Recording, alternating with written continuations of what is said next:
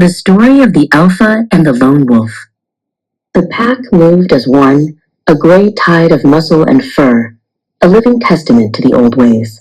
At their head was Kale, the Alpha, his shoulders broad, and his gaze fixed on a horizon that offered less and less with each passing season. He was a leader forged in tradition, but the world was changing, and his pack was hungry. The burden of command was a heavy cloak. Kale felt the weight of every hungry belly, every anxious glance. He barked orders, he enforced the old rules, but the old rules were like dry bones in a world of living stone. He was leading them, but he wasn't sure where. Far from the pack's desperate rhythm, a different kind of wolf walked. Sirhan, the lone wolf, moved with a quiet purpose. He did not lead, he did not follow, he simply was. His strength was not in his command, but in his solitude, and in the deep, silent knowledge he held of the forest's secrets. Kale's pack was starving. The hunt had failed again. He watched from a distance as Sirhan, sleek and well-fed, emerged from the trees with a full belly. A bitter envy coiled in Kale's gut. He saw Sirhan's solitude not as strength, but as a selfish betrayal of the pack. Driven by desperation, Kale confronted Sirhan.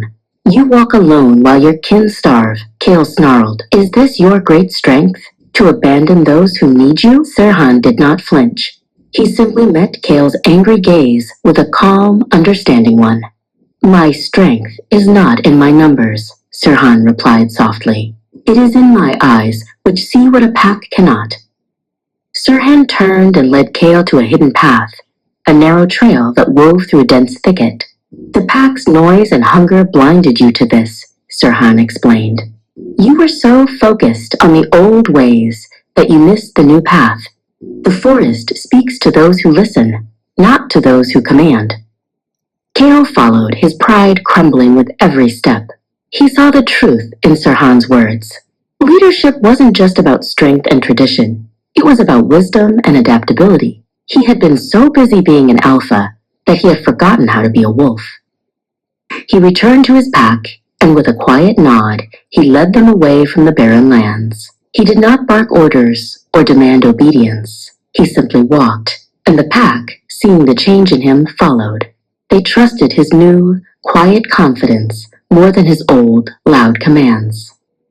They reached the new hunting grounds, a valley teeming with life. The pack feasted, their hunger finally sated. Kale, full and content, looked to the ridge above and saw a lone silhouette against the setting sun. It was Sirhan, watching them from a distance, a silent guardian. Sirhan was not an alpha, but he was a leader. His was a leadership of influence, not of command. He had shown Kale that the greatest strength was not in ruling others, but in knowing oneself. The pack was saved, and Kale had learned a new way to lead, all thanks to the quiet wisdom of the lone wolf.